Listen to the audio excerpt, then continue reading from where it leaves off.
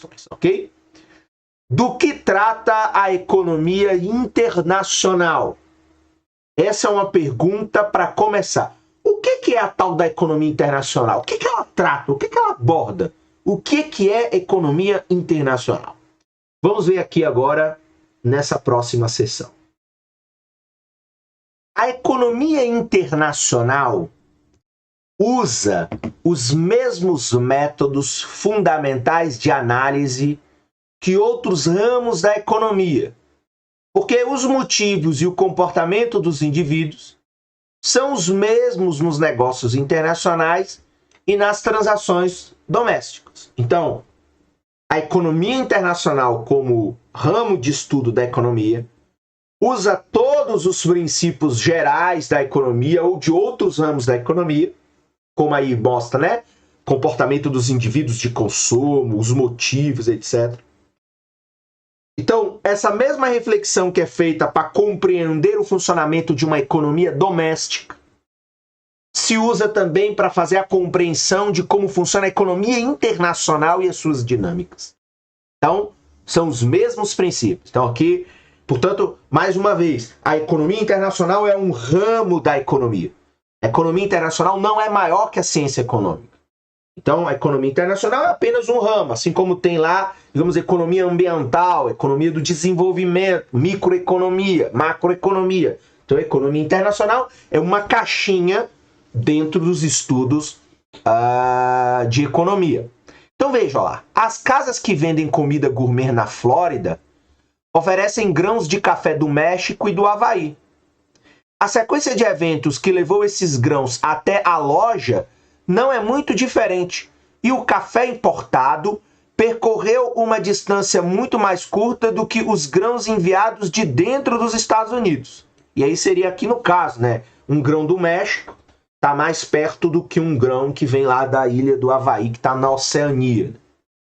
Contudo, a economia internacional, ainda que a gente possa utilizar, né, vários elementos, digamos assim, teóricos, modelagem, etc., das outras áreas da economia, como, por exemplo, da micro ou da macro, a economia internacional ela envolve preocupações novas e diferentes.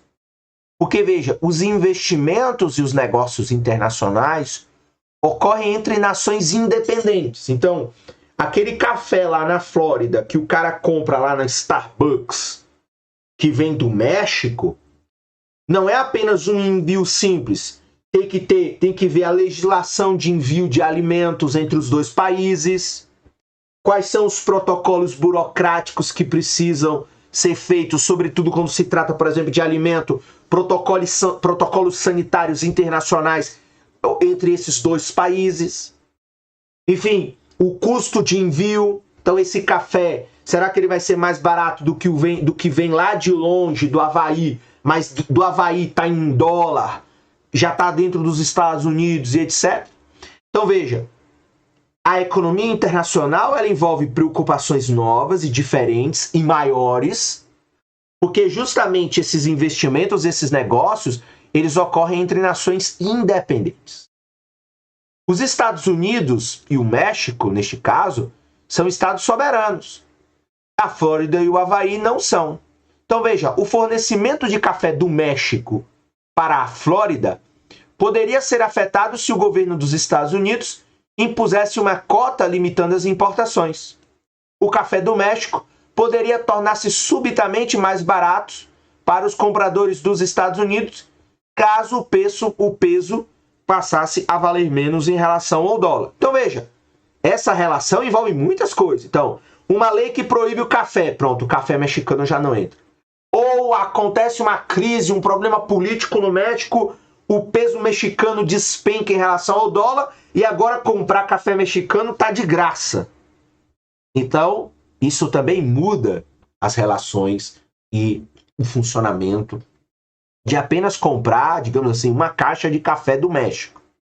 Então veja a quantidade de coisas que estão envolvidas. Por outro lado, nenhum desses eventos pode acontecer no comércio interno dos Estados Unidos. Aí veja, essa é diferente. Então, se eu trago café do Havaí para a Flórida, eu não tenho problema de governo, porque o governo não vai proibir, dentro do mesmo país, levar mercadoria de um estado para outro. E também você não vai ter problemas cambiais. O dólar da Flórida é o mesmo do dólar do Havaí.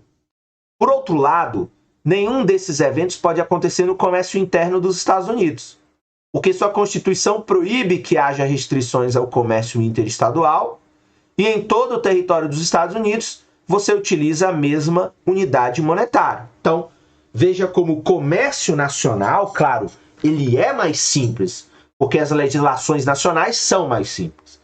Quando você fala de um comércio internacional com um terceiro país, mesmo se esse país tiver parcerias comerciais, ele envolve muitas outras coisas. O assunto central da economia internacional, portanto, consiste de aspectos levantados pelos problemas especiais da interação econômica entre os estados soberanos. Veja, os autores aqui, né, o Krugman, o Obstfeld e o Melitz, eles colocam aqui 7 temas que, digamos assim, são os 7 pilares do estudo da economia internacional. Então veja, o primeiro, ganhos decorrentes do comércio, padrão de comércio, protecionismo, equilíbrio dos pagamentos, determinação da taxa de câmbio, coordenação da política internacional e o último, mercado de capitais internacionais. Então, são 7 pilares. Então, veja, são 7 temas que são recorrentes, vão aparecer sempre, um ou outro ou vários, durante o estudo da economia internacional. Ganhos decorrentes do comércio, padrão de comércio, protecionismo, equilíbrio dos pagamentos, a determinação da taxa de câmbio, que é essa relação entre moedas peso-dólar, peso-real, real-dólar e por aí vai. Equilíbrio da balança dos pagamentos, a determinação da taxa de câmbio, eu já tinha falado disso, a coordenação da política internacional, portanto, um pilar da política, um pilar da forma como os governos nacionais conduzem as suas políticas internacionais, e o último, que, digamos assim, é o mais complexo hoje, que é a compreensão desses chamados mercados de capitais internacionais, que é o terror dos políticos, mas é a coqueluche dos mercados privados, né? O funcionamento de mercado de capitais. Eu, do Brasil, comprar uma ação de uma empresa japonesa ou comprar uma ação de uma empresa americana negociada na Nasdaq. Então, isso aí é uma coisa que é recorrente na teoria de economia internacional. Ok? Pois bem, então vamos ver aí esses